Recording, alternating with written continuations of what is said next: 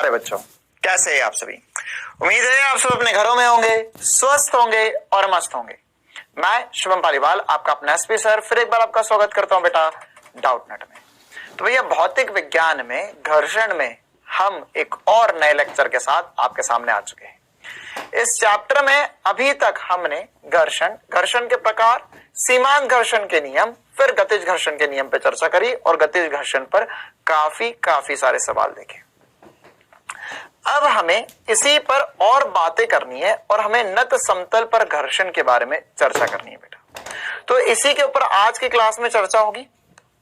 कल की क्लास में भी, आने वाली क्लासेस में भी थोड़े बहुत इस पे और सवाल हो सकते हैं, है ना। आज हम कोशिश करेंगे कि इस पे मैक्सिमम सवाल खत्म कर दें, लेकिन फिर भी अगर कुछ सवाल बच जाते हैं स्टैंडर्ड पैटर्न से तो हम आने वाली क्लासेस में करेंगे और 2 ब्लॉक के नियम निकाय में घर्षण की चर्चा होगी बेटा। चलिए तो हम क्लास शुरू करते हैं। आज नत तल पर घर्षण और 2 ब्लॉक के बीच घर्षण बल कैसे करते हैं सवाल, उस पर चर्चा।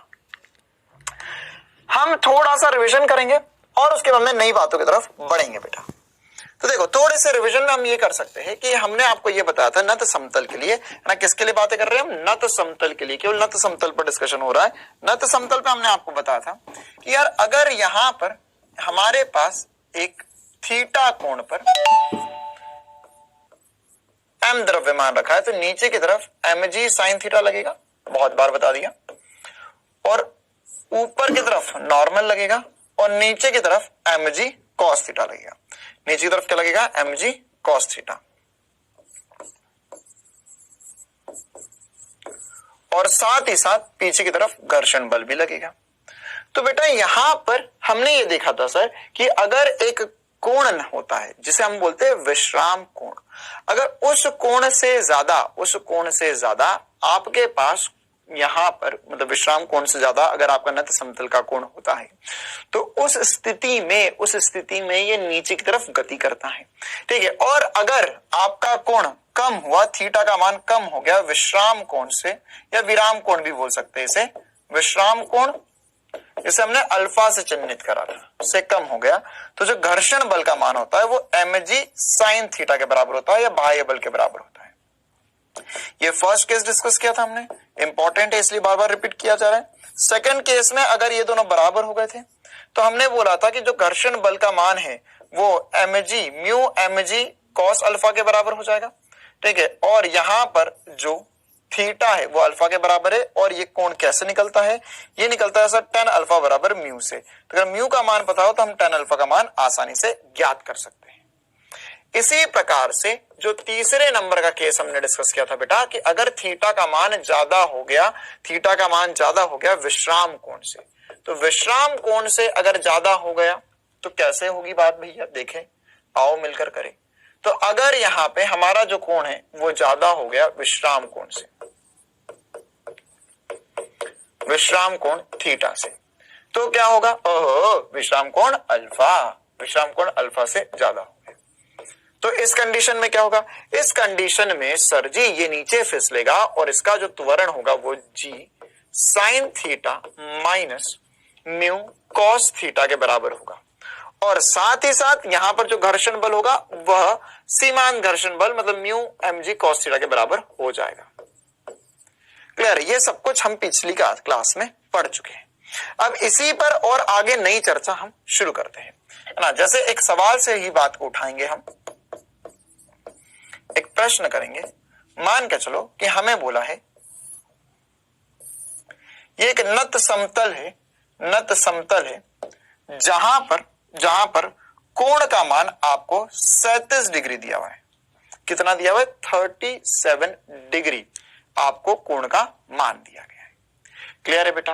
और आपको बोला है कि यदि घर्षण गुणांक जो है उसका मान हम माने, घर्षण गुणांक का मान आपको दिया गया है 0.5 पहले केस में, और दूसरे केस में दिया गया है घर्षण, ये इसी पर घर्षण का मान 2 सतह ऐसे मान सकते हो, दूसरे केस में दिया गया 0.9। तो आपको बताना है कि किस कंडीशन में है ना। यहाँ पे ऐसी दो सतह मान सकते हो आप। पहले में म्यू का मान 0.5 है, दूसरे में 0.9 है। तो आपको बताना है कि किस स्थिति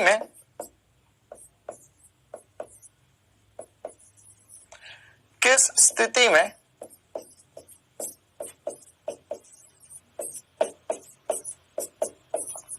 ब्लॉक गति करेगा, ब्लॉक गति करेगा। तो ये ब्लॉक गति कब करेगा ये समझना है हमें। तो कैसे समझे सर? सबसे पहले ब्लॉक गति कब करता है उसके लिए हमें कुछ बातें समझनी होगी। क्या बातें समझनी होगी? कि सर हमें कोण का मान दिया गया है 37 डिग्री, 37 डिग्री दिया गया है। तो मैं लिख सकता हूं कि जो tan अल्फा होगा, tan अल्फा वो म्यू के बराबर होता है। किसके बराबर होता है? म्यू के बराबर होता है। कोण मुझे कितना दिया गया? 37 डिग्री दिया हुआ है। तो मैं लिख सकता हूं यहां से सर tan 37 का मान जो होगा वो म्यू के बराबर होगा। अच्छा, tan 37 कितना होगा? ओहो सर tan 37 होगा 4/3। नहीं 3, हाँ 3/4 होगा। अरे भैया मैं एक्टिंग कर रहा था, तुम्हें तो याद है ना, 3/4 होगा। तो यहां पर अगर म्यू का मान 3/4, 3/4 मतलब कितना हो गया सर? हो गया 0.72 नहीं 75 हो जाएगा, 2 नहीं आएगा, 0.75 हो जाएगा। अरे कर सकते ना डिवाइड। तो क्या हुआ इसका मतलब? इसका मतलब ये हुआ सर कि 0.75 अगर म्यू का मान है, 0.75 म्यू का मान है, और म्यू का मान अगर 0.75 है, तब ये अगर ये ऐसा कॉम्बिनेशन है कि 37 डिग्री पर 0.75 अगर कोण है, मतलब 0.75 घर्षण गुणांक है, तब ये नीचे गति करेगा। मतलब कि अगर ध्यान समझना, अब अगर यहां पर घर्षण गुणांक 0.5 लिया जाए तो ये तो 0.7 से कम है, तो मतलब पहले केस में ये गति कर जाएगा। दूसरे कंडीशन में 0.9 है, 0.9 है, तो हमारे लिए जो सीमांत घर्षण का मान है ना, स्टैटिक मान सकते हैं, इसे म्यू एस लिख सकते हैं। अरे लिखा जा। तो यहां पर ये जो म्यू एस होगा, ये जो म्यू एस होगा वो म्यू एस कितना होगा? म्यू एस 0.75 है। तो मतलब कि अगर म्यू का मान 0.75 से कम है तो गति करेगा, और म्यू का मान अगर 0.9 से 9 है, मतलब कि 0.75 से ज्यादा है, तो ये सॉरी पहले कंडीशन में गति नहीं करेगा, और दूसरे कंडीशन में गति करेगा ही करेगा। क्लियर है? तो इसको हम एक बार लिख लेते हैं खूबसूरत तरीके से। ये फर्स्ट कंडीशन में म्यू का मान 0.5 है, तब गति होगी।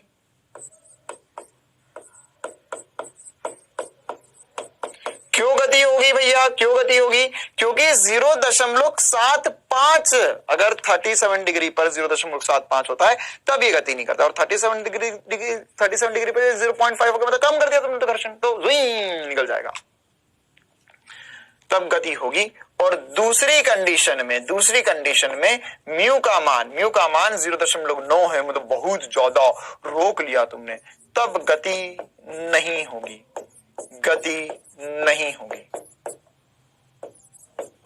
ठीक है। क्यों नहीं होगी? क्योंकि म्यू का जो अधिकतम मान है, म्यू का अधिकतम मान कितना? म्यू का मान है 0.75। अगर म्यू का मान 0.75 है या 0.75 से ज्यादा हो गया तो अब ये इसे गति करने वाला नहीं, रोक के रखेगा। बहुत ज्यादा घर्षण, बहुत कम घर्षण, फिसल गया। क्लियर है बात? तो ये ऐसे छोटे छोटे सवाल हमसे बनने चाहिए, और कुछ छोटे छोटे प्रश्नों को उठाते ही और बातें करते ही हम, है ना। देखो भैया एक और प्रश्न हम ले रहे हैं, बहुत ही जबरदस्त प्रश्न कहना चाहता है हमसे कि मान के चलो यहां पर एक नत समतल है। क्या है? एक नत समतल है, इस पर एक ब्लॉक रखा गया है, बहुत बढ़िया ब्लॉक रखा गया है। यहां पर कोण है थीटा, घर्षण गुणांक है म्यू, ये ब्लॉक है M1। यहां पर लगी एक घिरनी और यहां लटक रहा है M2। कौन लटक रहा है? M2। अब यहां पे घर्षण है, घर्षण नहीं होता तो बात आसान होती, यहां पे घर्षण है, तो आपको बोला जाएगा M2 का अधिकतम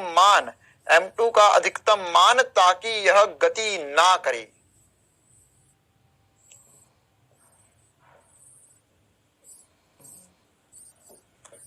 M2 का M2 का न्यूनतम भी पूछ सकते हैं, अधिकतम भी पूछ सकते हैं ना। तो अभी एक काम करते हैं, पहले हम न्यूनतम पे चर्चा कर लेते हैं ना, कि अधिकतम पे चर्चा करने जाएंगे तो फिर चक्कर फंसाओ, खींच रहा ना, वो क्या चक्कर है वो भी मैं आपको एक बार समझाता हूं। ठीक है, पहले एक बार M2 का न्यूनतम मान पता करते हैं। न्यूनतम अधिकतम दोनों चर्चा कर पाएंगे, पहले एक बार हम न्यूनतम पे चर्चा करते हैं। M2 का न्यूनतम मान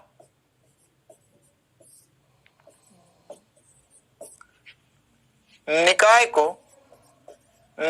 को स्थिर रखने के लिए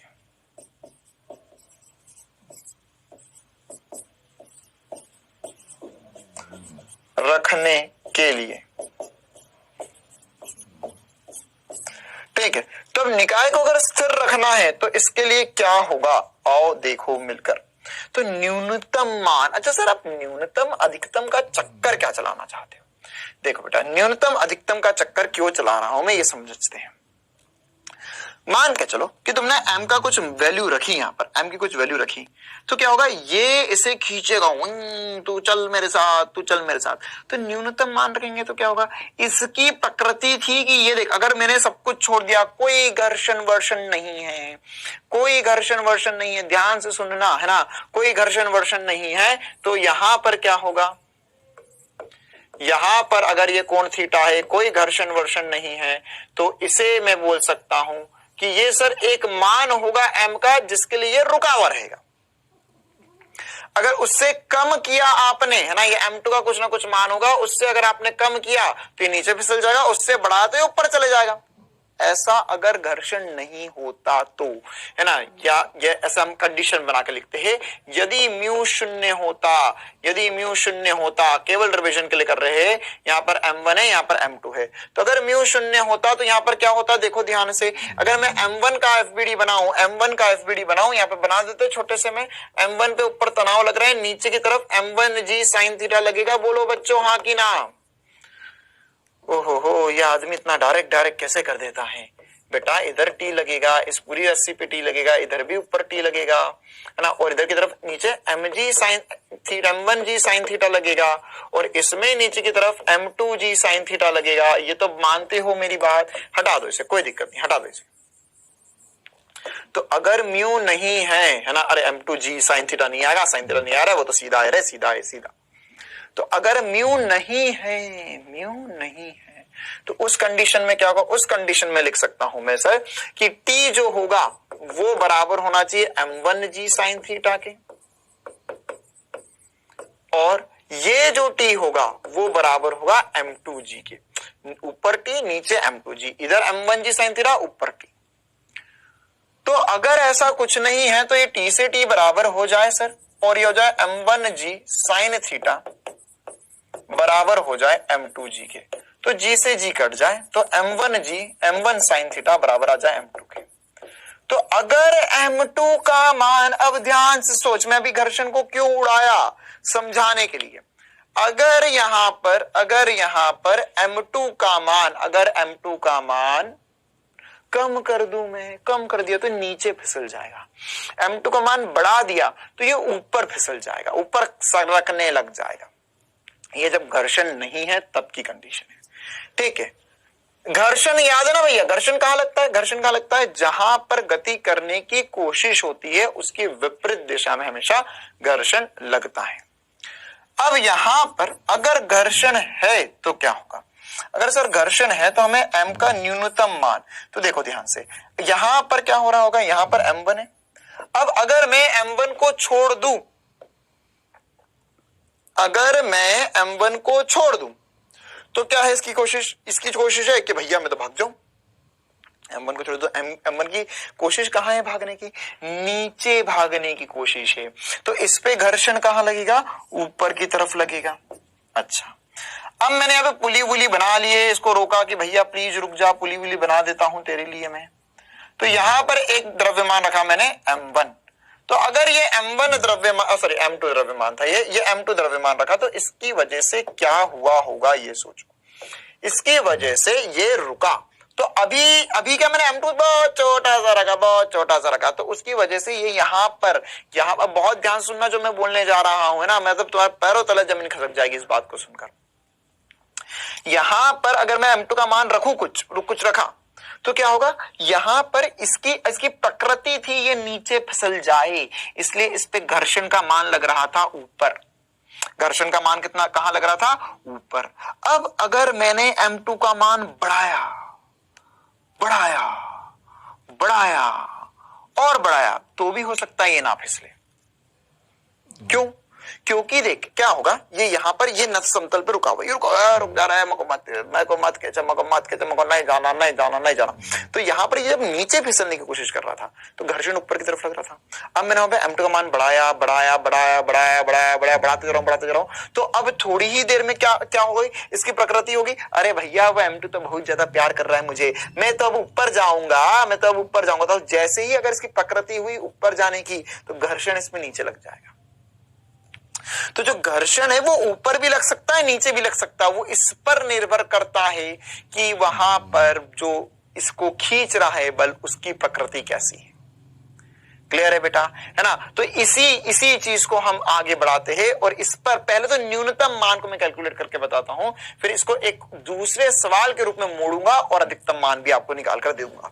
तो यहां पे न्यूनतम में तो ये समझ में आया कि सर न्यूनतम की बात होगी तो इसकी बहुत कम है, बहुत छोटा सा है। तो क्या था, ये नीचे फिसलना चाह रहा था, ये नीचे जाना चाह रहा था, इसको M2 का मान रखा तो अब ये नीचे नहीं जाएगा। तो नीचे जाने की कोशिश पूरे जी जान से इसका मन था कि मैं भाग जाऊं, मैं नीचे चले जाऊं। तो इसे रोक कौन रहा था, घर्षण रोक रहा है, और घर्षण के साथ साथ यहां पर रस्सी में तनाव भी आ गया।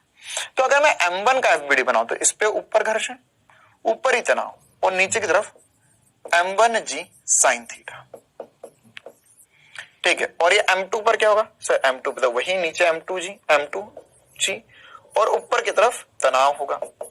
तो अगर मैं तुमसे पूछूं क्या तुम मुझे इसके समीकरण लिख कर दे सकते हो, तो बिल्कुल सर हम इसके समीकरण लिख कर दे सकते हैं। क्या क्या लिखेंगे देखो ध्यान से, यहां पर सर लिखेंगे T बराबर होगा M2G के, T बराबर होगा M2G के, एक एक करके ना। दूसरी कंडीशन मुझे पता है अभी तुम्हारे दिमाग में नहीं आई है, चमकी नहीं है, चमकाऊंगा।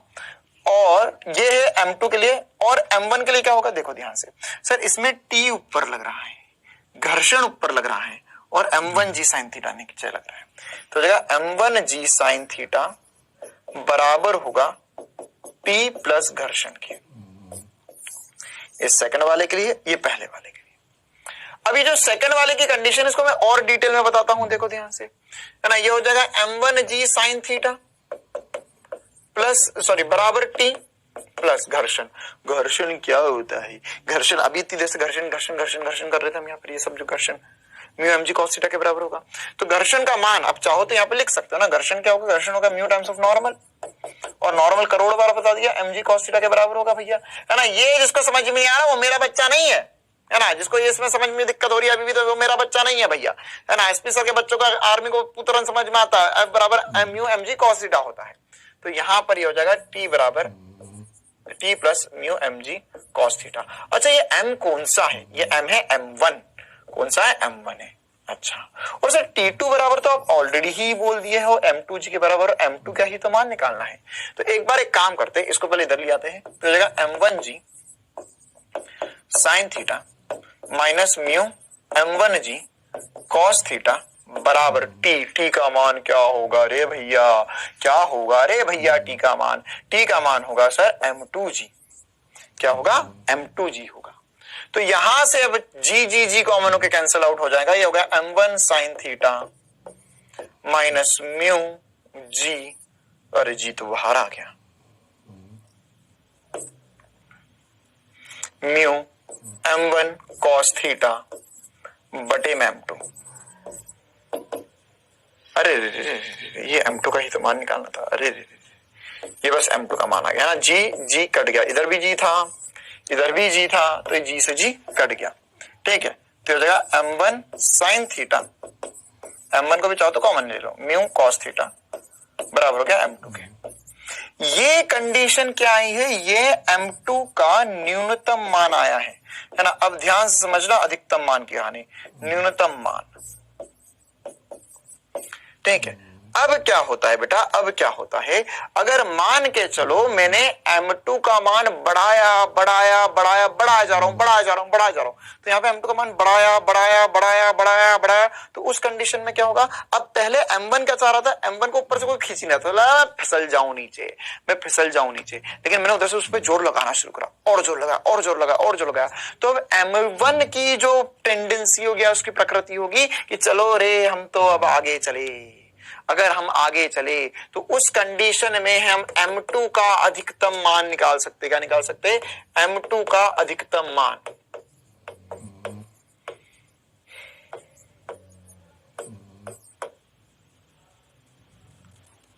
और M2 का अधिकतम मान जो है वो निकालना बहुत आसान है, कोई बड़ी बात नहीं है।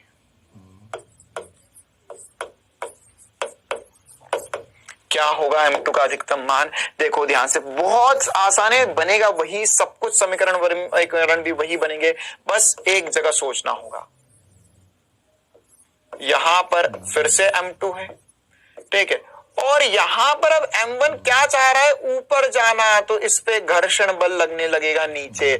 आधो के तभी बत्ती ही गुल होगी कि घर्षण सर कब ऊपर कब नीचे। अबे सोचना कि अगर उसे वो चाह रहा था ऊपर जाना, तब घर्षण नीचे की तरफ लगने लगेगा, जब वो चाह रहा था नीचे जाना तो घर्षण लगने लगेगा ऊपर की तरफ।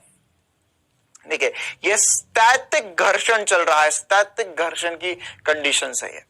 तो यहां पर M1, मुझे पता है ये इतना नहीं चमकेगा, अब इसमें 3 सवाल करवाऊंगा, उसके बाद मैं तुझे एक डायरेक्ट शॉर्टकट बताऊंगा जिससे ये बात बहुत जोर से चमकेगी। फिर अगर आ रहा है हाँ अरे अब तो आसान है, देखो यहां पर अब क्या होगा, यहां पर फिर से वही वाली कंडीशन है, अब यहां पर जो घर्षण ऊपर था वो नीचे आ गया।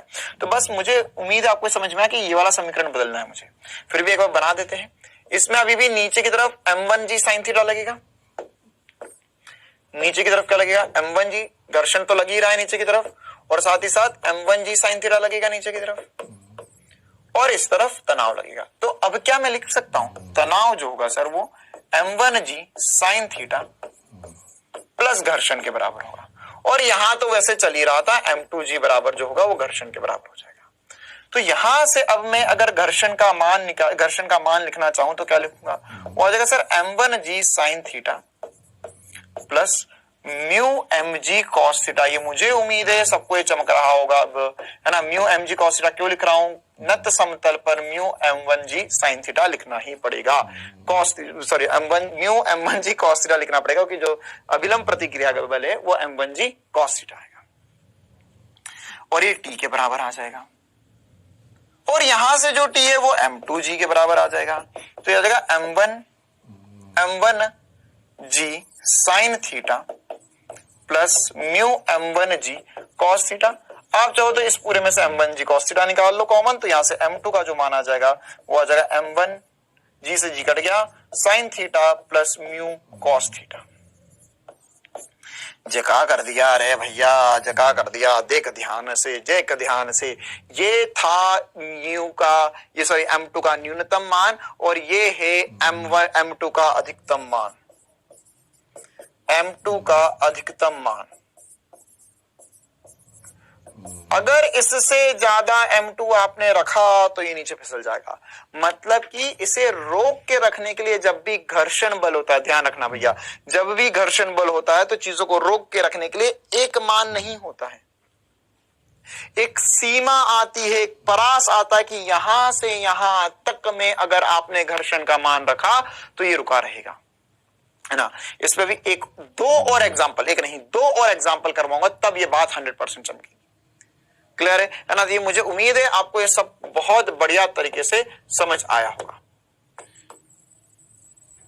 चाहो तो इसका डायग्राम थोड़ा सा और ठीक कर लो, है ना, वो वही डायग्राम है जो हमने पहले बनाया था। चलो अब देखो, इस पे और भी बातें समझते हैं हम और आगे करते हैं हम कुछ तूफानी, तभी तो बात बनेगी, है ना। ये बात मुझे उम्मीद है भैया सबको समझ में आई होगी। घर्षण अब अगर इसे ऊपर जाने की टेंडेंसी है तो घर्षण जो है वो पीछे की तरफ लगेगा। इसमें एक और सवाल करते हैं, इसे समतल में रखकर ये बात करते हैं एक बार, है ना, तो हमें ये बात और बहुत बढ़िया तरीके से चमकने लग जाएगी। देखो अगर मान के चलो मैंने इसी ब्लॉक को समतल में रखा होता और मैं बाह्य बल F लगा रहा होता, है ना, तो क्या होता, इसको पहले एक बार नोट कर लो फिर उसको समझते हैं। जैसे इसमें एक और बढ़िया एग्जांपल क्या हो सकता है, मान के चलो मेरे पास यहां पर एक नत समतल ही था, है ना, ये ऐसा नत समतल था। अभी मैंने क्या पढ़ा है आपको कि मेरे पास एक ब्लॉक था, उसको मैं नीचे इधर M2 ब्लॉक इधर M1 ब्लॉक के साथ खेल रहे थे। अब इसको और थोड़ा सा आसान बनाकर, जैसा अभी हमने पढ़ा वैसा का वैसा एग्जांपल है, ठीक है, लेकिन हम इसको और थोड़ा महत्वपूर्ण बनाना चाहते रहे और इसको कुछ स्टैंडर्ड तरीके से याद रखना चाह रहे जो अभी हमने पीछे करा, है ना, ताकि बार बार सॉल्व ना करना पड़े। तो जैसे मान के चलो मेरे पास यहां पर एक ब्लॉक है जिसका द्रव्यमान M, अभी के लिए M द्रव्यमान मान लिया। अब ये जो ब्लॉक है ये नीचे की तरफ फिसलना चाह रहा था, ये ब्लॉक की टेंडेंसी, अगर मैंने कुछ नहीं है भैया रख दिया, अब क्या होगा, ये नीचे की तरफ फिसलना चाहेगा। तो अगर ये नीचे की तरफ फिसलना चाहा, ये नीचे की तरफ फिसलना चाहा तो क्या होगा सर, ये जैसे ही नीचे की तरफ फिसलने की कोशिश करेगा, जैसे ही नीचे की तरफ फिसलने की कोशिश करेगा तो उस कंडीशन में क्या हो जाएगा, उस कंडीशन में यहां पर जब घर्षण होगा तो पीछे की तरफ होगा और ऊपर की तरफ होगा, यह घर्षण होगा। तो इस कंडीशन में घर्षण का मान कितना होगा, तो देखो अब मैं चाहता हूं कि इसे फिसलने से रोक दूं, फिसलने से रोक दूं, तो आपको जैसे वहां M के बारे में पूछा गया था बेटा, वैसी ही बातें यहां पर F के बारे में पूछी जाएगी। ये F बल इधर से लगाया मैंने, ठीक है, तो यहां पर यह पूछा जाएगा कि F का मान किस परास में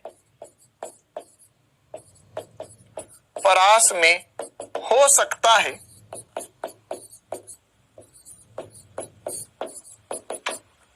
ताकि यह ब्लॉक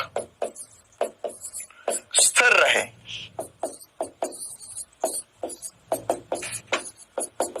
मतलब क्या, इसको स्थिर बनाए रखने के लिए F का मान कहां से कहां तक हो सकता है। तो देख बेटा, अगर मैंने F को बहुत कम लगाया, ये चाह रहा था कि भाई नीचे गिर जाऊं, मैं नीचे गिर जाऊं तो फ्रिक्शन ऊपर की तरफ आता, तो ये चाह रहा था मैं नीचे गिर जाऊं, तो इसलिए मैंने फ्रिक्शन इस तरफ बल लगाया, तो बहुत थोड़ा सा बल लगा के रखा ताकि ये जस्ट नीचे ना गिर जाए। तो यहां पर इसे मैं इसका केस 1 मान सकता हूं और जैसे मैंने पीछे किया एग्जैक्ट वैसा का वैसा कर सकता हूं सर कि यहां पर क्या हो रहा है, वास्तविकता में घर्षण ऊपर की तरफ लग रहा है, मैं एक बल F भी ऊपर की तरफ लगा रहा हूं और नीचे की तरफ mg sin थीटा लग रहा है जो हर बार की तरफ होता ही होता है, ठीक है, और इस तरफ नॉर्मल होगा और नॉर्मल के लंबवत और ऊपर की तरफ नॉर्मल होगा और नॉर्मल के लंबवत mg cos थीटा होगा। क्या होगा, mg cos थीटा होगा, ऐसा कुछ होगा। ये हमने बहुत बार देख लिया भैया, बहुत बार देख लिया। तो यहां पर मैं लिख सकता हूं कि सर ये जो mg sin थीटा होगा, mg sin थीटा जो होगा वो बराबर होगा F प्लस घर्षण के। तो F का मान कितना आ गया, F का मान आ जाएगा mg sin थीटा माइनस घर्षण बराबर हो जाएगा कैपिटल F के। क्लियर है, ये पहली कंडीशन हो सकती है। सॉल्व करूंगा मैं से, लेकिन दूसरी कंडीशन क्या हो सकती कि जैसा अभी मैंने बताया तुझे कि यहां पर सर M2 का मान बढ़ाते जाओ, तो वैसे ही यहां पर F का मान बढ़ाते जाओ, तो इतना बढ़ा दूं मैं कि ये ऊपर जाने लग जाए। कहां जाने लग जाए, ऊपर जाने लग जाए। तो अगर यह ऊपर जाने लग जाए तो उस स्थिति में क्या होगा, घर्षण अब पीछे लगने लग जाएगा। अगर मैंने F का मान बढ़ा तो क्या होगा भैया, यहां पर अब उस स्थिति में जो घर्षण बल है वो विपरीत दिशा। मुझे उम्मीद है भैया ये बात बहुत बहुत बहुत जोरों से सबको चमक रही है कि सर F कम हुआ तो नीचे फिसलना चाहता था, बढ़ा रहा हूं, तो अभी ऊपर जाना चाहेगा, जा नहीं रहा है। इच्छा हुई कि अब मैं तो भाई बस ऊपर चले जाऊं, तो ऊपर चले जाऊं तो उस कंडीशन में घर्षण पीछे की तरफ आ जाएगा। तो उसके लिए क्या बना सकते, देखो यहां पर mg cos थीटा फिर से वही होगा, नॉर्मल फिर से वही होगा, F अभी भी ऊपर ही लग रहा है, mg sin थीटा अभी भी नीचे ही लग रहा है और साथ ही साथ यहां पर F भी अब F घर्षण भी पीछे की तरफ लगने लग जाएगा। ये वही कहानी है, बिल्कुल एग्जैक्ट वही का वही है, बस घर्षण की दिशा बदल दी है। तो यहां पर अगर मैं पूछूं तुमसे, क्या पूछूं मैं तुमसे कि सर ये यहां पे इक्वेशन क्या बन सकती है, तो इक्वेशन यहां पर बन सकती है सर, ये हो जाएगा mg sin थीटा प्लस घर्षण बराबर होगा एफ एक्सटर्नल के। तो मतलब कुल मिला के कहानी ये हो गई कि एफ एक्सटर्नल जो बाह्य बल है वो मैं कहां से कहां तक लगा सकता हूं, वो लगा सकता हूं mg sin थीटा माइनस घर्षण से mg sin थीटा प्लस घर्षण तक। तो मेरे पास परास आ गया कि इसकी न्यूनतम से अधिकतम वैल्यू ये हो सकती है, कम से कम हो सकता है mg sin थीटा माइनस घर्षण और अधिकतम हो सकता है mg sin थीटा प्लस घर्षण। ये पीछे जो करा था हमने अभी तब भी वही करा था, देख ध्यान से ना, तुझे एकदम दिल के तार बजा दूंगा, यहां पर ध्यान से समझना। ये जो टेंशन है, देख टेंशन का मान आता है m1g sin theta plus mu mg cos theta, एक कंडीशन में। दूसरी कंडीशन में आया था टेंशन का मान, है ना, यहां पर टेंशन का मान आया था, टेंशन का ये m2g sin थीटा टेंशन ही था यार। अरे अभी 5 मिनट पहले करा। तो ये देखिए m1g sin theta minus mu m1g cos theta, m1g sin theta plus mu m1g cos theta. तो माइनस प्लस घर्षण का मान घटाओ और घर्षण का मान जोड़ो। मतलब कुल मिला के मैं जो पूरी कहानी से समझ में आया, वो पूरी कहानी से बात ध्यान रख सकता हूं कि जो घर्षण बल होता है, घर्षण बल, अब देखना ना, ये डरना मत, जो बाह्य बल होता है उसको मैं ज्यादा से ज्यादा लगा सकता हूं mg sin थीटा प्लस घर्षण बल, और कम से कम लगा सकता हूं mg sin थीटा माइनस घर्षण बल। इसके बीच में ही सारी वैल्यूज रहने वाली है, इसके अलावा और कुछ संभव नहीं है, इसके बीच में ही सारा काम सेट होगा हमेशा। तो यहां पर मैं लिख सकता हूं, अगर घर्षण का मान लिखना चाहो तो आप लिखकर सॉल्व भी कर सकते हो, ऐसे कोई रॉकेट साइंस वाली बात नहीं है। mg sin theta minus mu mg cos theta बराबर होगा f के, और होगा mg sin theta plus mu mg cos theta, ये भी बराबर होगा f के। ये कैसे लिख दिया इतनी जल्दी जल्दी? अरे घर्षण क्या होता है करोड़ बार यही बताऊंगा क्या? मतलब मैं इतने दिनों से पढ़ा रहा हूं और अभी भी यही पढ़ा रहा हूं। घर्षण होता है नॉर्मल, नॉर्मल होता है mg cos थीटा, सॉल्व कर लिया। इसके बीच में आंसर आना चाहिए चाहे जो हो जाए। अगर आपने इससे इसके मध्य अगर घर्षण ये बल लगाया तो ये चलने वाला नहीं है। ऐसी ही एग्जैक्ट ऐसी की ऐसी स्टैटिक की एक और लास्ट कंडीशन डिस्कस कर लेते हैं जिसमें भी आंसर सेम आएगा कि अगर मान के चलो मेरे पास यहां पर एक ब्लॉक रखा हुआ था, इस ब्लॉक पर अब मैं न्यूमेरिकल के रूप में करवा रहा हूं इसे, अब 37 में रख दिया। मुझे पता है ना तो तल पर डिस्कस कर, लेकिन ये क्वेश्चन 37 में भी आ सकता है। मैंने बोला यहां पर कि यहां पे 50 न्यूटन का बल लगा रहे हैं। कितने न्यूटन का बल लगा रहे हैं? 50 न्यूटन का बल लगा रहे हैं, और इधर से एक और एफ लगाना चाह रहा हूं। देखिए 50 न्यूटन वैसे ही जैसे मेरा mg sin थीटा था, ये से अपने आप चलाना चाहता था। अगर ये नहीं होता तो इधर भाग जाता। तो अब हमें बताना है कि एफ का परास क्या हो ताकि यह ब्लॉक रुका रहे। परास मतलब रेंज, कहां से कहां तक। परास क्या हो ताकि ब्लॉक स्थिर रहे। ब्लॉक स्थिर रहे और हमें ऐसा बोला जाएगा, इसका द्रव्यमान है 10 किलो, ऐसा बोलेगा वो सवाल में ना। और यहां पे घर्षण गुणांक म्यू का मान क्या लिख देते हैं, हाँ, म्यू का मान 0.4 है। तो अब सोचो क्या लगाऊं मैं। अगर मान के चलो मैंने एफ का मान बहुत कम लगाया तो ये हो सकता है इधर भाग जाए। तो अगर ये इधर भागने की कोशिश करेगा, इधर एफ का मान बहुत बहुत कम लगाया तो घर्षण हो सकता है। यहाँ पे डायग्राम बना लेते हैं एक बार। एफ का मान बहुत बहुत कम लगाया तो सर हो सकता है कि यहाँ 50 न्यूटन तो बहुत ज्यादा बल है, मैंने बहुत छोटा सा बल लगाया इधर की तरफ एफ, तो उसकी वजह से घर्षण, अगर वो इधर गति करने का प्रयास कर रहा है, गति का प्रयास,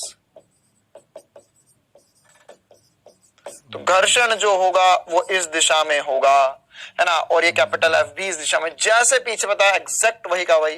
कैपिटल एफ प्लस घर्षण का बल मैं लिख सकता हूं 50, या एफ को लिख सकता हूं मैं 50 माइनस घर्षण। जो मेरे होशियार बच्चे उनको समझ में आ गया होगा। अब आगे क्या होगा, अब मान के चलो मैंने एफ का मान बढ़ाया, मैंने नहीं मैं खींचूंगा, तो मैं बढ़ा रहा हूं, तो ऐसा हो सकता है कि उधर वाले का बल कम हो जाए और मैं खींचने की कोशिश कर दूं।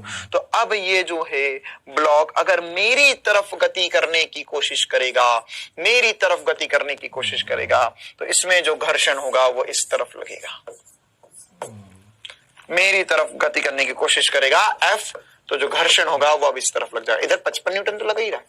है ना, मतलब मेरा बल जो है 55 से भी ज्यादा हो गया, 55 से भी ज्यादा हो गया, तो 55 से भी ज्यादा हो गया तो वो अब इस तरफ, मतलब इस तरफ गति करने की जिसका जो गति का प्रयास है वो मेरी तरफ हो जाएगा।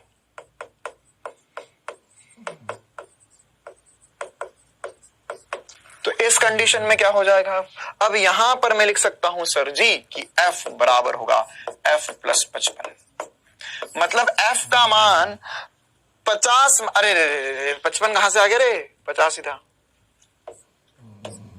F का मान 50, अरे 55 कहां से आ गया रे, 50 ही था।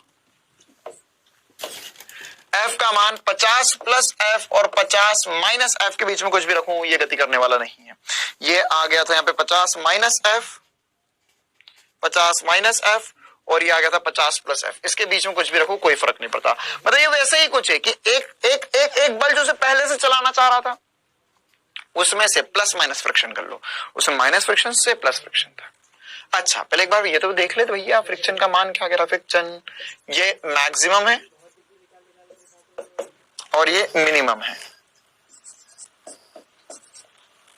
ठीक है। फ्रिक्शन का मान क्या, फ्रिक्शन का मान क्या आएगा, फ्रिक्शन का मान आएगा सर म्यू इंटू नॉर्मल या म्यू इंटू अब नॉर्मल, तो mg के बराबर होगा। मैं नहीं बताऊंगा कैसे आ रहा है ये सब कुछ। म्यू कितना है, म्यू है 0.4 इंटू द्रव्यमान है सर 10 इंटू 10 ढुइंग ढुइंग, तो क्या 40 न्यूटन। तो फ्रिक्शन का मान आ गया 40 न्यूटन, फ्रिक्शन का मान कितना आ गया 40 न्यूटन। तो F मिनिमम कितना होगा, F मिनिमम हो जाएगा सर 50 माइनस 40 मतलब 10 न्यूटन, और F मैक्सिमम हो जाएगा यहां पर 50 प्लस 40 मतलब 90 न्यूटन। इसका मतलब ये हुआ मेरे भाई कि अगर तूने इधर 50 न्यूटन का बल लगा रखा है और यही सब कंडीशन है तो तुम 10 न्यूटन से लेके ऐसा ऑप्शन में आएगा, ऐसा ऑप्शन में आएगा, वो बोलेगा कि ये बल के किस मान के लिए गति नहीं करेगा, बल के किस मान के लिए गति नहीं करेगा। तो हमको लगता है एक ही मान है, अबे एक नहीं, अनंत मान संभव है 10 से 90 के बीच में। वैसे हम चाहते तो इसमें भी वही बोलना चाह रहा था मैं कि मेरा जो कैपिटल F है वो mg sin theta plus F और mg sin theta minus F के बीच में कुछ भी हो सकता है, गति नहीं होने वाली है। तो आप लिख सकते हो यहां पर इसका कंक्लूडिंग आंसर में कि अगर क्या लिखोगे कि F का मान 10 न्यूटन से 90 न्यूटन के बीच कोई भी या असल में कुछ भी हो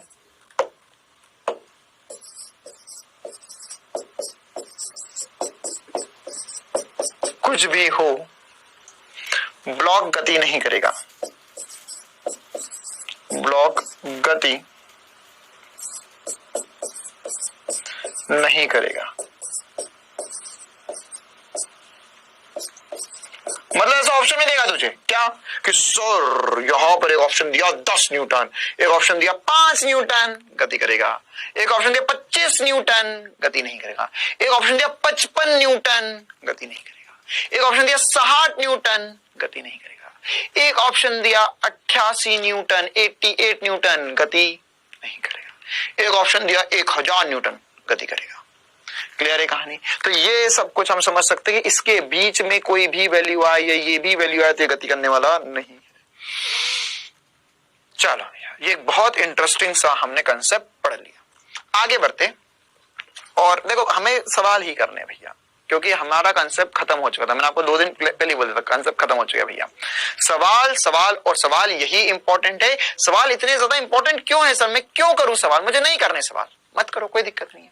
लेकिन होगा क्या, नीट वाले पेपर में जब पता चलेगा कि अरे भैया इतने सवाल थे और हमने कुछ नहीं किया, टेस्ट देंगे तब पता चलेगा कि सर इतने सवाल थे हमने कोई प्रैक्टिस नहीं करी।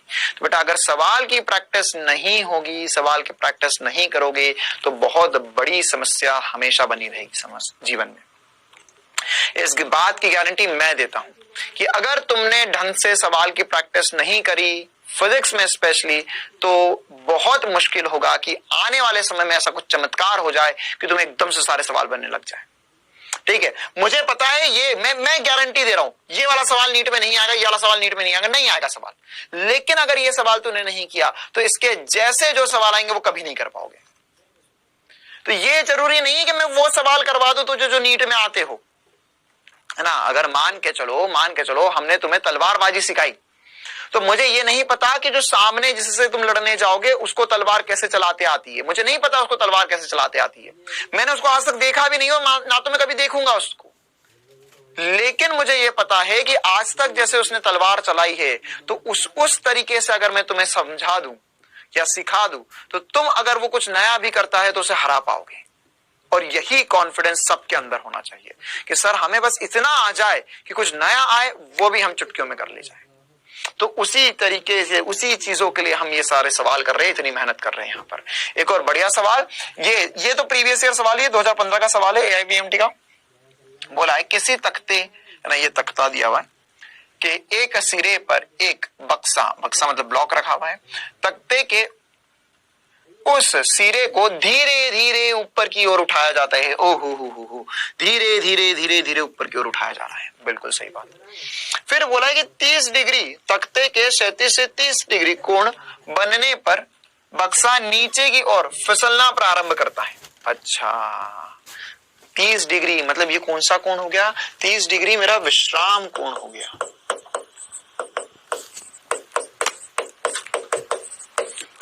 तीस डिग्री पर गति प्रारंभ हो चुकी है भैया। तो सर अगर 30 डिग्री पर गति प्रारंभ हो चुकी है तो हमें बोला है बक्से तथा तख्ते के बीच में स्थैतिक और गतिज घर्षण गुणांक क्या होगा। ये क्या ऐसा सवाल हमने किया है? बिल्कुल 110% ऐसा सवाल हमने किया है। कब किया है याद करो, मैंने तुम्हें एक सवाल करवाया था 37 में, 37 तल पर समतल की बातें कर रहे थे हम कि एक ब्लॉक को मैं खींच रहा हूं F न्यूटन या 50 न्यूटन 60 न्यूटन के बल से, और उस पर वो गति करना शुरू किया, और अगर उसी बल से मैं उसे खींचता रहूं तो उसमें त्वरण क्या होगा। ऐसा सवाल डिस्कस किया था हमने। तो उसी के जैसा ये एक और सवाल है। यहां पर क्या हो रहा है भैया, इस सवाल में हमें बोला गया है सर कि यह 30 डिग्री के कोण पर गति करना प्रारंभ करता है। तो अगर ये 30 डिग्री के कोण पर जस्ट गति करना प्रारंभ करता है, मतलब क्या होगा भैया, इस पे लगने वाला नीचे का mg sin थीटा और उसके बाद में पीछे लगने वाला घर्षण बल एक दूसरे के बराबर होंगे। पीछे लगने वाला घर्षण बल एक दूसरे के बराबर होंगे। तो ये एक दूसरे के अगर बराबर होंगे तो क्या होगा, ये F बराबर होगा mg sin थीटा के। F बराबर क्या होगा, mg sin थीटा के। और मुझे पता है मेरे बीच में मेरे साथ कुछ होनहार बच्चे जिनको सीधे सीधे आंसर भी दिख गया होगा। क्यों? क्योंकि हमने ये पूरा सॉल्व किया था। विश्राम कोण का मान, विश्राम कोण से मैंने तुम्हें सिखाया था कि घर्षण गुणांक कैसे ज्ञात कर सकते हैं। अरे सिखाया था बच्चों, घर्षण गुणांक कैसे ज्ञात किया जा सकता है। tan थीटा बराबर म्यू होता है, ये वही निकलेगा। घर्षण बल का मान कितना होता है, सिर्फ होता है म्यू mg cos थीटा। और ये कौन सा घर्षण गुणांक निकलेगा, यह स्थैतिक वाला निकलेगा। कौन सा निकलेगा, स्थैतिक वाला। क्यों स्थैतिक घर्षण गुणांक निकलेगा, क्योंकि ये वो है जिस पर इसने गति करना जस्ट शुरू किया है। ऐसी कोशिश तुम मत करना अपने जीवन में, क्योंकि बोल कुछ रहे हो लिख कुछ दो, है ना, नहीं कर पाओगे। ये म्यू mg cos थीटा बराबर म्यू mg cos थीटा बराबर mg sin थीटा, mg ने mg को मार दिया। म्यू s का मान जैसा मैंने तुम्हें बताया था tan थीटा बराबर म्यू s,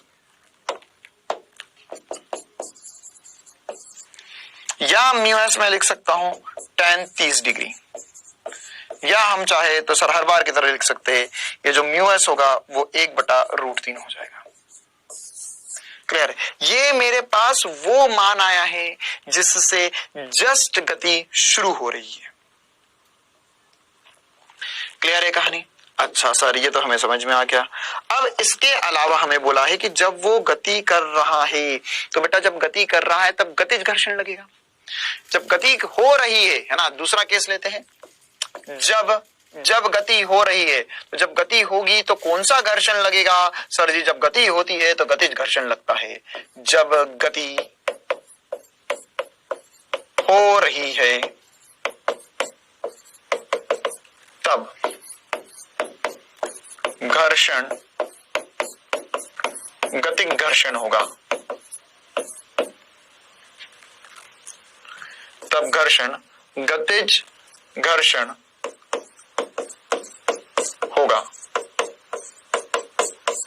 ठीक है, तो घर्षण का मान अगर गतिज घर्षण के बराबर होगा तो उस कंडीशन में हमें क्या पता है, देखो मैंने तुम्हें सिखाया था कि अगर यह गति कर रहा है किसी भी कोण थीटा के लिए, मुझे पता है उसी कोण के लिए गति कर जाएगा। क्यों? क्योंकि एक बार अगर फिसलना शुरू हो गया, एक बार फिसलना शुरू हो गया तो हमेशा फिसलते ही जाएगा, फिसलते ही जाएगा, फिसलते ही जाएगा, है ना। जैसे देखो हम इसको एक एग्जाम्पल से भी समझ सकते हैं बहुत बढ़िया तरीके से कि मान के चलो मेरे पास यहाँ पर ये एक प्लैंक है, यहाँ पर एक प्लैंक है ना, तो देखो ये वस्तु दिखाई दे रही है, अगर मैं उठाऊंगा तो कभी गति नहीं करा, उठा रहा हूं धीरे धीरे, नहीं कर रहा, ओ ये तो गति कर गया, ये उसी वेग से हमें मतलब जैसे ही गति करना शुरू करेगा तो उसी कोण पर ये फिर आगे गिरता जाएगा।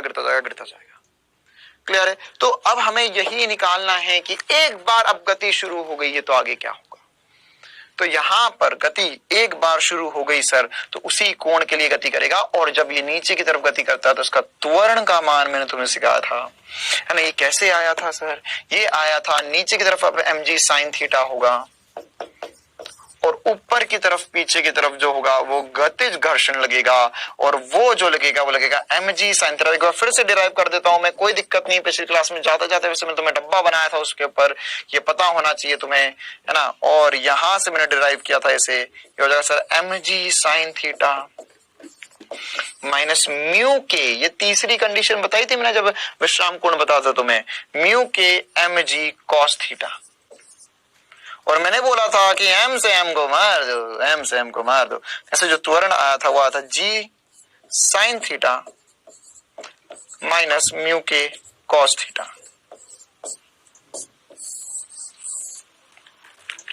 क्लियर है कहानी? तो ये त्वरण का मान आया था, ये त्वरण का मान आया था। ठीक है, तो अब इसी का उपयोग करते हैं, सवाल की तरफ वापस जाना पड़ेगा एक बार। सवाल वाले ने बोला है कि फिसलना प्रारंभ करता है और 4 सेकंड में 4 मीटर की दूरी तय कर लेता है। 4 सेकंड में 4 मीटर की दूरी तय कर लेता है, मतलब क्या दिया हुआ है तुम्हें जब ये गति हो रही है तब समय दिया हुआ है 4 सेकंड और दूरी दी गई है 4 मीटर। समय दिया गया 4 सेकंड, दूरी दी गई है 4 मीटर, मतलब पहले प्रारंभिक वेग तो 0 था, तो लिखेंगे s बराबर हाफ a t स्क्वायर। तो क्या लिख सकता हूं सर? 4 सेकंड, 4 मीटर दूरी है 4 सेकंड में, तो ये 4 का वर्ग हो जाएगा। अरे त्वरण निकाल रहा हूं, क्यों निकाल रहा हूं? क्योंकि त्वरण मेरे पास ऑलरेडी पता है मुझे, g sin theta minus mu cos theta होगा, और यही वैल्यू उठा के मैं वहां पे रख दूंगा, पहले एक बार त्वरण निकाल लूं मैं। तो कितना हो गया सर जी ये त्वरण कितना आ गया? देख, एक 4 ने एक 4 को मार दिया, देखो ऐसे इसे लिख सकते हैं ना यार, ये 4 हो गया, ये 4 इंटू 4 होगा, तो एक 4 ने एक 4 को मार दिया, तो क्या बचा यहां से? यहां से बचा 1 4, तो 1/2 हो जाएगा। साल कर ला भैया, कॉपी पे पेन चला ले, आंसर आ जाएगा बहुत बढ़िया तरीके से, खूबसूरत तरीके से। क्या करा मैंने? यहां से त्वरण निकाला, कितना आ गया ये त्वरण? सर जी ये जो त्वरण आया वो आएगा, ये यहां से 4 होगा, 4 इंटू 4 होगा, तो 1 4 से 1 4 कट गया, फिर ये 2 है। मैं जानबूझकर नहीं लिख रहा हूं ताकि तुम खुद से करना सीख जाओ। मेरे को क्या, मैं तो पूरा पन्ने भर दूंगा यहाँ पर, ठीक है? खुद से करो, 1/2 आएगा। आ गया हो तो थम्स अप कर दो। त्वरण का मान तो ये सर यहाँ पर रखना है क्या? हाँ रखो भैया, यही त्वरण होगा, तो ये हो जाएगा g sin theta sin 30 minus mu cos 30।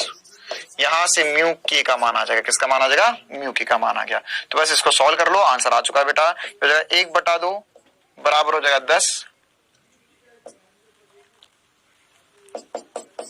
sin 30 होता है 1/2 माइनस म्यू के नहीं पता, ये हो जाएगा √3/2।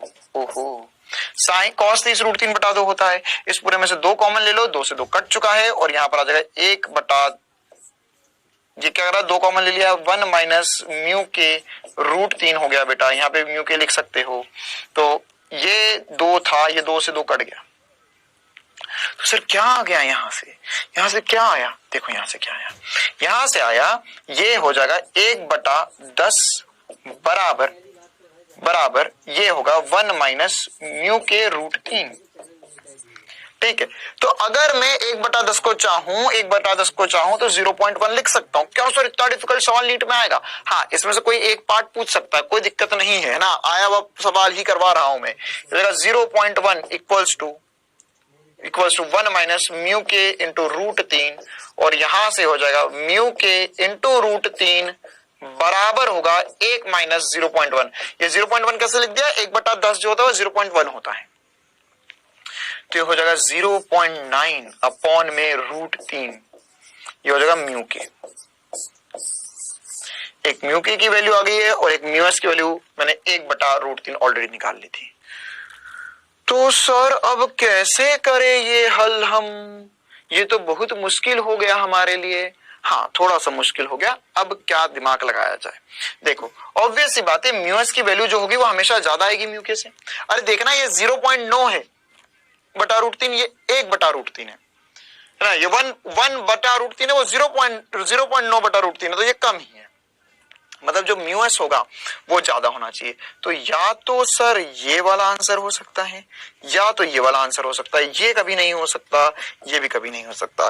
तो अगर मैंने इन दोनों में से कुछ एक भी कैलकुलेट कर लिया तो मेरा जिंदगी आराम में कट जाएगी। दोनों में से कुछ एक कैलकुलेट कर लो, जैसी जो इच्छा हो आपकी वो कैलकुलेट कर लो, है ना। वैसे इसको कैलकुलेट करना ज्यादा आसान है। क्यों? क्योंकि देखो 0.9 को मैं लिख सकता हूं 9/10, ये √3 है ना। इसे 1/10 को लिखे रहने दो, और इसे बेटा आप कैंसिल कर सकते हो और यहां पे लिख सकते हो 3√3। ठीक है, 3√3 को 3 से गुणा करोगे, कैसे कर दिया मैंने? 3 को लिख सकते हो √3 इंटू √3, तो 3 इंटू √3 लिखोगे तो हो जाएगा 3 इंटू 1.7, 3 इंटू 1.7, क्योंकि √3 का जो मान आता है वो 1.7 आता है, तो हो जाएगा 3 इंटू 1.7। यहाँ पे रफ वर्क कैलकुलेशन सिखा रहा हूं बस तुम्हें कि करना कैसे होता है, कैसे आंसर तक पहुंचा जाए। तो 3 इंटू √3 होगा, तो इसे लिख सकते हैं 3 इंटू 1.7, तो 1.7 3 वैल्यू होती है, 1.7 से भी काम चलेगा।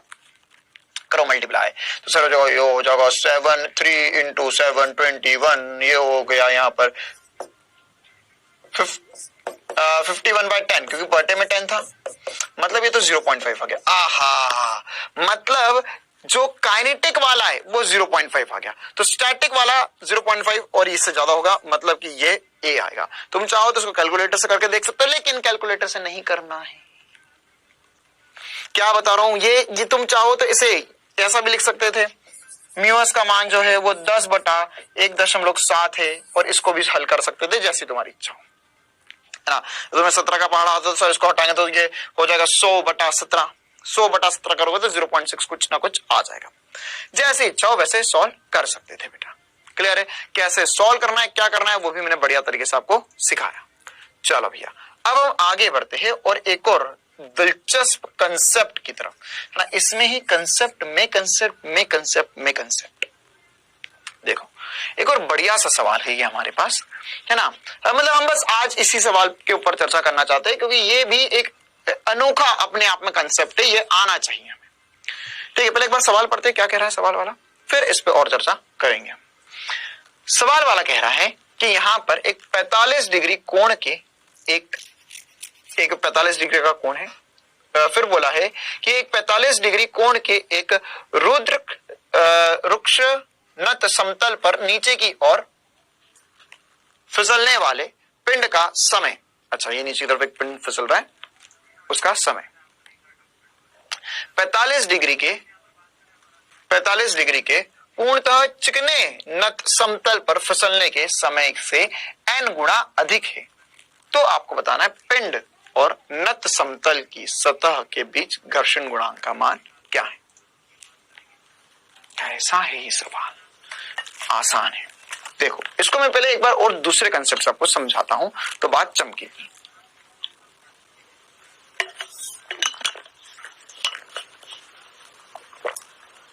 देखो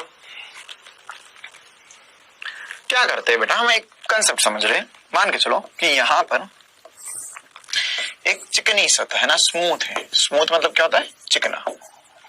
ये ब्लॉक नीचे फिसल कर आ रहा था, नीचे फिसल कर आएगा तो उसका त्वरण क्या होगा नीचे की तरफ? जी साइन थीटा। अरे एम जी साइन थीटा लगता है तो त्वरण क्या हुआ? जी साइन थीटा हुआ। अच्छा, स्मूथ है, चिकना है। यहां पर एक रफ सरफेस है, रफ खुरदूरी सतह है, रफ, घर्षण गुणांक म्यू बोल दिया, घर्षण गुणांक कितना बोल दिया, म्यू बोल दिया। अच्छा सर, अब ये जब नीचे की तरफ आएगा तो उसका त्वरण कितना होगा, इसका त्वरण होगा जी साइन थीटा, अब पूछ मत लेना, अभी बता दिया बहुत बार, माइनस म्यू कॉस थीटा। अच्छा सर, बहुत बढ़िया, नहीं पूछेंगे, कोई दिक्कत नहीं। यहां पे इसका त्वरण है, इसका त्वरण है, ठीक है। अगर मान के चलो मैंने बोला कि इसे नीचे आने में लगा T1 समय, समय T1 में यह नीचे समय बराबर T1 में यह नीचे पहुंच जाता है,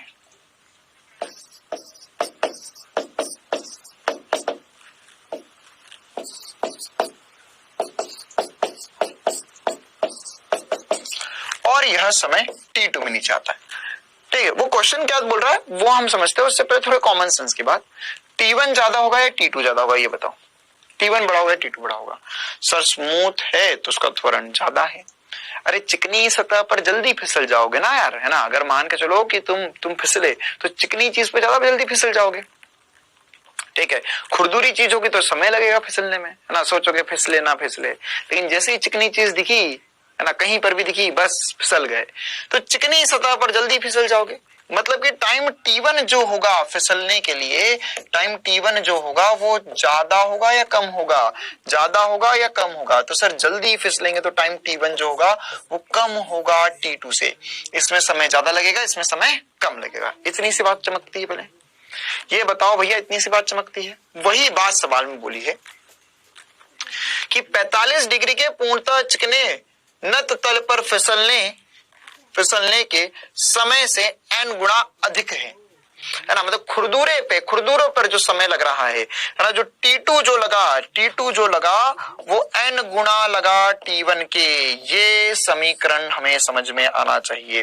फिर से समझो, खुरदूरे में ज्यादा समय लग रहा है, उसने बोला कि n गुणा समय लगा, तो n गुणा समय लगा तो T2 बराबर हो जाएगा n T1। T2 किसके बराबर हो गया, n T1 के।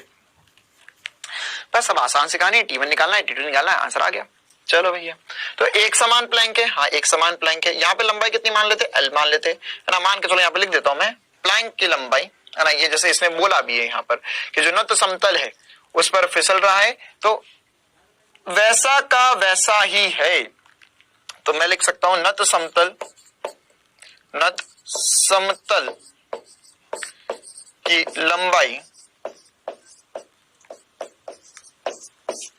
L। अब ये सोचो कि इसे नीचे पहुंचने में कितना समय लगेगा। तो सर प्रारंभिक वेग 0 है, बिल्कुल 0 है। T1 और T2 के मान हम यहां पर लिखना चाहते हैं बस इस सवाल के लिए, T1 और T2 के मान।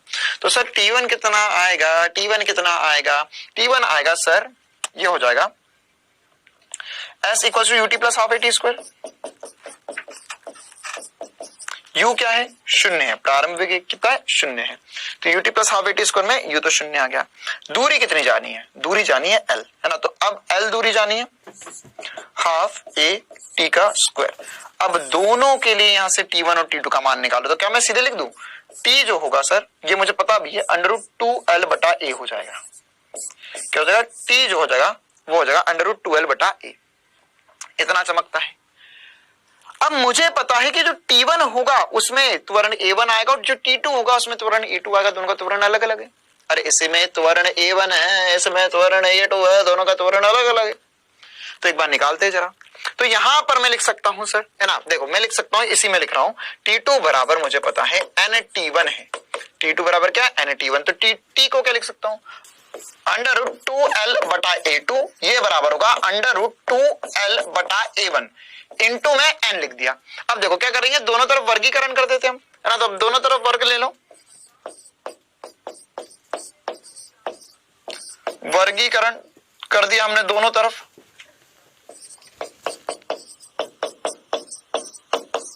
तो दोनों तरफ वर्गीकरण करेंगे तो यहां पर क्या हो जाएगा, ये हो जाएगा सर 12/A2 बराबर n स्क्वायर 12/A1। 12 ने 12 को मार दिया। तो अब यहां पर क्या होगा, यहां पर हो जाएगा सर A1 बराबर n स्क्वायर A2 a1 बराबर n स्क्वायर a2। अब a1 क्या था, a1 था सर हमारा g साइन थीटा और a2 था वो, तो उसे उठा के रखेंगे। तो a1 की जगह रखेंगे g साइन थीटा बराबर n square g sign theta minus mu cos theta. तो जी ने जी को मार दिया, जी ने जी को मार दिया। तो अब यहां से किसकी वैल्यू चाहिए हमें, म्यू की वैल्यू चाहिए सर, म्यू की वैल्यू, ओहो हो म्यू की वैल्यू ना। और ये क्या है, ये हमारा एन है यार, एन थोड़ा सा ठीक से बना देते हैं है ना। तो म्यू की वैल्यू निकालने का अपन को, तो क्या करेंगे, म्यू की वैल्यू निकालने के लिए अब देखो भैया ध्यान से देखना, मैं क्या कर रहा हूं, मैं इसमें इस पूरे को साइन से डिवाइड कर रहा हूं। किससे डिवाइड कर रहा हूं, साइन से। ये साइन है ना, इसको नीचे लेकर आ रहा हूं। बस ये आंसर आ चुका है हमारा। क्वेश्चन करना कोई रॉकेट साइंस नहीं था, आसान क्वेश्चन था है ना। हमने बिल्कुल बढ़िया तरीके से बस कुछ नहीं करा, यहाँ पर ये टी निकाला, ठीक है, फिर T1 T2 के बीच में रिलेशन था, पता जो चिकना होगा जल्दी फिसलेगा, खुरदुरे में समय लगेगा।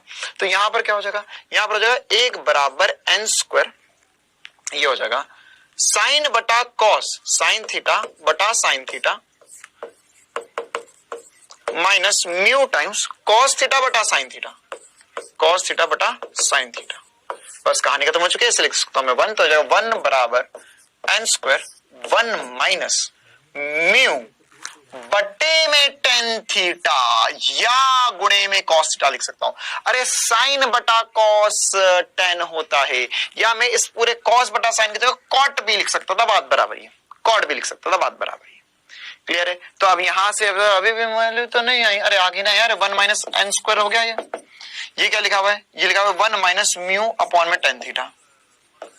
इसको इधर ले जाए, इसको इधर लिया, तो हो जाएगा म्यू टेन थीटा बराबर होगा 1 माइनस एन स्क्वायर, या म्यू का मान आ गया यहां से tan theta into 1 minus N square. क्या सर मैं से याद कर लू, रट ले एकदम तेजी में, बिल्कुल इंपॉर्टेंट सी बात, इसका और कोई वेरिएशन नहीं है, यही आंसर हर बार आएगा, 110% यही आंसर हर बार पाइए है ना। क्या चक्कर है, अगर मान के चलो कि एक ब्लॉक को हमने एक बार खुरदुरे से, एक बार चिकनी सतह से छोड़ा, एक बार खुरदुरे सतह से छोड़ा, तो ये जब नीचे आएगा तो अगर एक में समय जो है वो दूसरे के n गुणा है, अब घर्षण गुणांक जो होगा वो होगा tan theta 1 minus 1 by N square.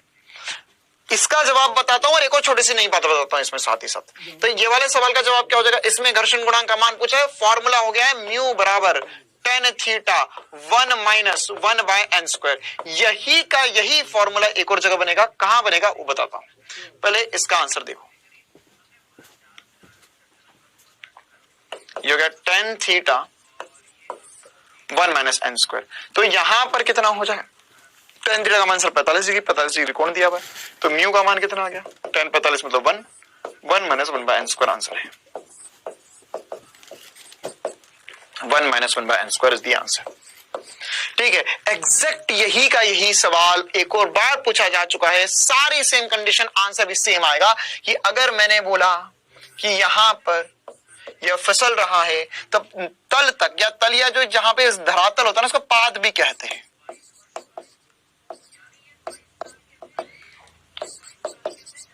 पर पहुंचने में या ऐसा लिख सकते हैं, पाद पर पहुंचने पर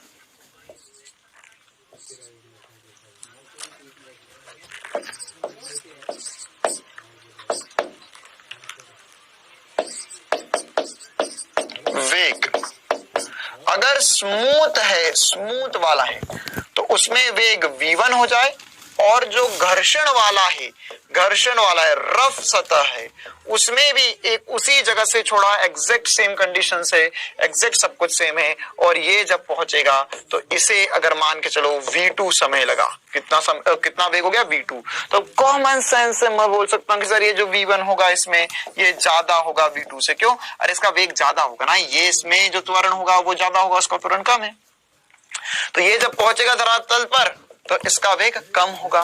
तो ये भी बोला जा सकता है कि जो v2 है वो फिर से n गुणा v1 है, n गुणा v1 है, पूरा कैलकुलेशन वही होगा। v का मान क्या लिख सकते हैं, v का मान लिख सकते सर √2gl, गति के तीसरे समीकरण से, थर्ड इक्वेशन से आया, v स्क्वायर बराबर u स्क्वायर प्लस 2as होता है प्रारंभिक वेग 0 है, तो यहाँ पे L दूरी थी, वही वाली बात होगी, है ना। यहाँ पे त्वरण लिख देता हूं, जी की जगह मैं A कर देता हूं।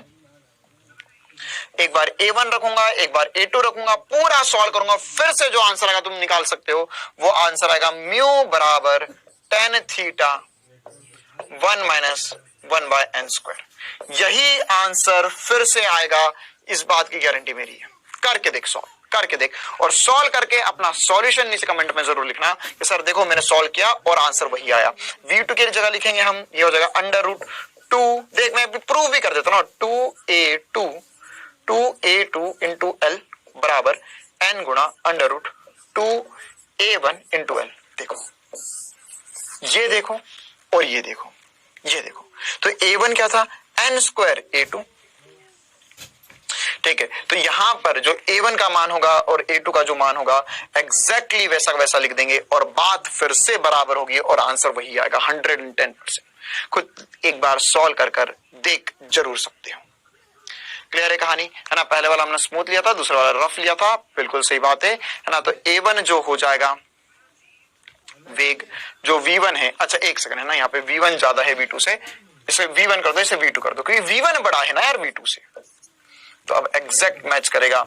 V1 बड़ा है V2 से, तो यहां पर लिख सकते हैं सर ये A1 होगा, ये A2 होगा। V1 बड़ा है V2 से, यहां का वेग ज्यादा है V2 से, तो V1 बड़ा है V2 से, तो V1 होगा n गुना, कुछ गुणा करके V2 मिला, V2 में कुछ गुणा करके V1 मिला, तो V1 बड़ा हुआ। तो एग्जैक्ट वही इक्वेशन बनी, फिर से क्या इक्वेशन बनी है देखो भैया, है ना। तुम चाहो तो इसमें स्क्वायरिंग बोथ द साइड करोगे तो इक्वेशन बन जाएगी सर A1 बराबर हो जाएगा n² A2, A1 बराबर n² A2, वही पूरा सॉल्यूशन होगा, वही आंसर फिर से आ जाएगा। बहुत खूबसूरत सी बात ही हमने आज डिस्कस करी। चलो बेटा, तो आज की क्लास के लिए इतना ही रखते हैं। क्विज के रूप में 2 सवाल करेंगे, अगली क्लास में लेंगे। कुछ और सवाल रहते हैं हमारे इसके इंपॉर्टेंट, वो भी डिस्कस करेंगे, और 2 ब्लॉक प्रॉब्लम डिस्कस करेंगे। क्लियर है, चलिए तो जल्दी से तैयार हो जाए क्विज के लिए। क्विज का पहला आसान सा सवाल आपके सामने, जितमर करके एक एग्जाम होती थी पहले, उसका सवाल 2002 का, बढ़िया सा सवाल, जल्दी से इसका जवाब बताइए।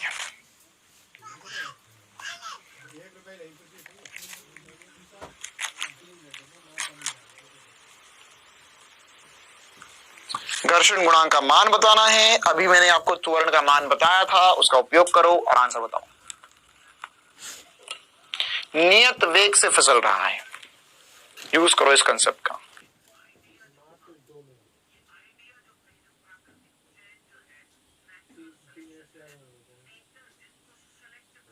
कोई चीज अगर नियत वेग से फिसल रही है तो उसका त्वरण 0 होता है।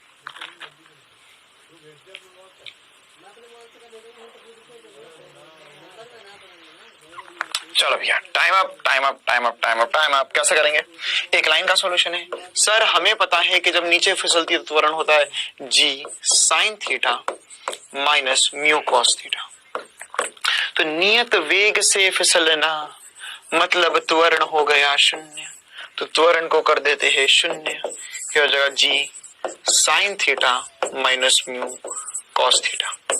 मतलब ये तो 0 से डिवाइड हो गया, g तो गया भैया, अब क्या बचा, कोण कितना है 30 डिग्री, तो क्या हुआ इसका मतलब, इसका मतलब हुआ सर ये हो जाएगा sin theta minus mu cos theta बराबर है 0 के। तो इससे अगर मैं इधर लिया तो हो जाएगा म्यू कॉस थीटा बराबर sin थीटा, और हर बार की तरह tan थीटा बराबर, मतलब ये जस्ट फिसलना शुरू हुआ या नियत वेग से, जी तो गया भैया, अब क्या बचा, कोण कितना है 30 डिग्री, तो क्या हुआ इसका मतलब, इसका मतलब हुआ सर ये हो जाएगा sin theta minus mu cos theta बराबर है 0 के। तो इससे अगर मैं इधर लिया तो हो जाएगा म्यू कॉस थीटा बराबर sin थीटा, और हर बार की तरह tan थीटा बराबर, मतलब ये जस्ट फिसलना शुरू हुआ या नियत वेग से फिसल रहा है, बात तो बराबर ही है कि परिमाणी बल 0 है। तो फिर से वही कंडीशन बन जाएगी, म्यू बराबर साइन बटा कॉस tan थीटा, और ये हो जाएगा tan 30 डिग्री, tan 30 डिग्री हो जाएगा 1/√3। आप ही की क्लासेस है, आप ही के लिए यहाँ पर सब कुछ कर रहा हूं और आप ही के लिए मैं हूं। ये पूरी क्लास को 2 से 3 बार आराम से देख सकते हो, कोई दिक्कत नहीं है। 1.5 घंटे 1.25 घंटे की क्लास है, उसको आप 2 घंटे में देखो, कोई दिक्कत नहीं है। आराम से स्क्रीन पॉज कर करके पूरे सवाल को बढ़िया से समझो और आगे बढ़ते जाओ। ग्रिप बनाओ टॉपिक पर। एक और बढ़िया सा सवाल, विराम से चलने पर एक पिंड 45 डिग्री झुकाव वाले घर्षण युक्त समतल पर फिसलने में घर्षण की अनुपस्थिति में उसी दूरी को फिसलने में लगे समय से दुगना समय लेता है। अभी जो समय का चक्कर चलाया था वही चक्कर है। करो सवाल। घर्षण गुणांक पूछा है, एग्जैक्ट यही क्वेश्चन अभी हमने किया।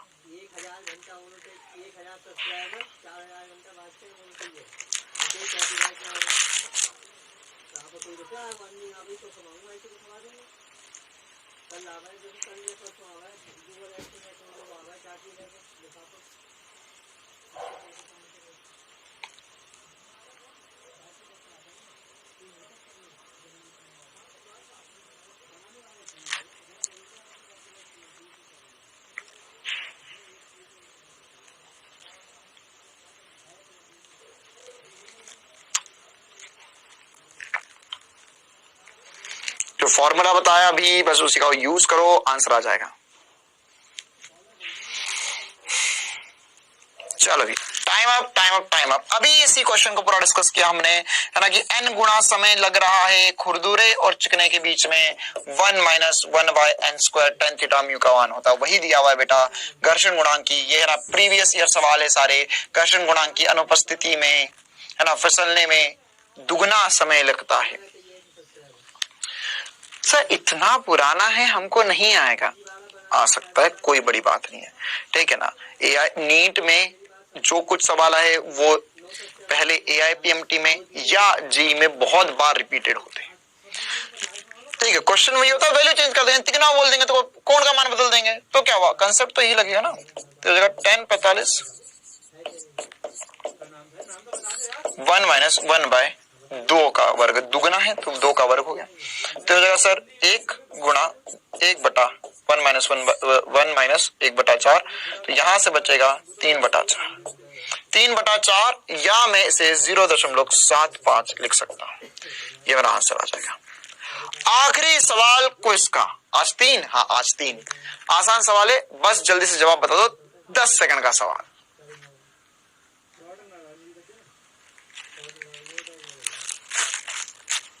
जब किसी पिंड को घर्षण युक्त नत समतल पर जिसका झुकाव कोण थीटा है रखा जाता है तो पिंड का त्वरण क्या होगा। 1000 बारी हमने किया है, बस एक बार क्वेश्चन के रूप में कर लेते हैं।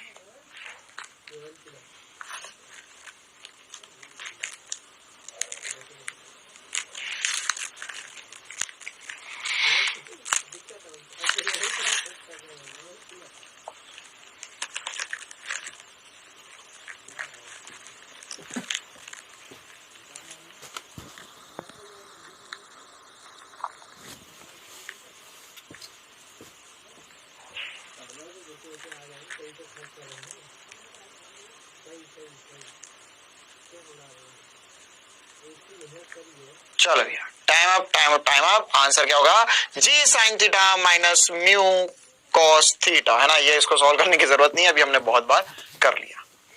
चलो बेटा, तो आज के सेशन के लिए इतना ही रखते हैं, है ना। अब हम अगली क्लास में मिलेंगे जिसमें हम 2 ब्लॉक प्रॉब्लम्स पे डिस्कस करेंगे, ठीक है। तो जो क्विज के क्वेश्चंस करें बेटा, इसमें ये वाला क्वेश्चन काफी इंपॉर्टेंट और ये वाले क्वेश्चन को भी आपको ध्यान से समझना होगा। तो आज जो सब कुछ हमने देख लिया है, एक बार फटाफट रिवाइज कर लेते हैं। देखो बेटा, वैसे तो क्वेश्चंस ही करें, क्वेश्चंस में जो फॉर्मूले लगे हुए एक बार मैं फिर से आपको दिखा देता हूं यहाँ पर, है ना। हमने नत समतल पर जब घर्षण पर चर्चा करना शुरू करी तो सबसे इंपॉर्टेंट सी बात है कि अगर पिंड नीचे की ओर गति कर रहा है तो उस पे g sine theta minus mu cos theta घर्षण होने के कारण त्वरण आता है।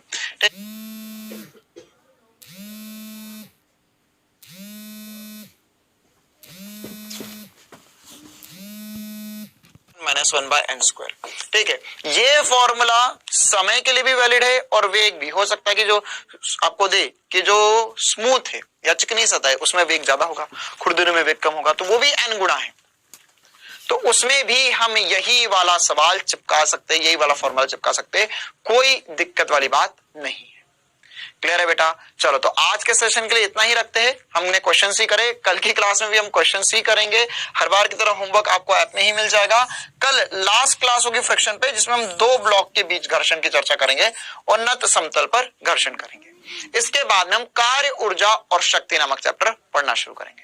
चलो बेटा, तो आज की क्लास के लिए इतना ही रखते हैं। जितना पढ़ा एक बार रिवाइज कर लेना। मिलते अगली क्लास में, तब तक के लिए बेटा से पढ़ते रहो, स्वस्थ रहो, मस्त रहो।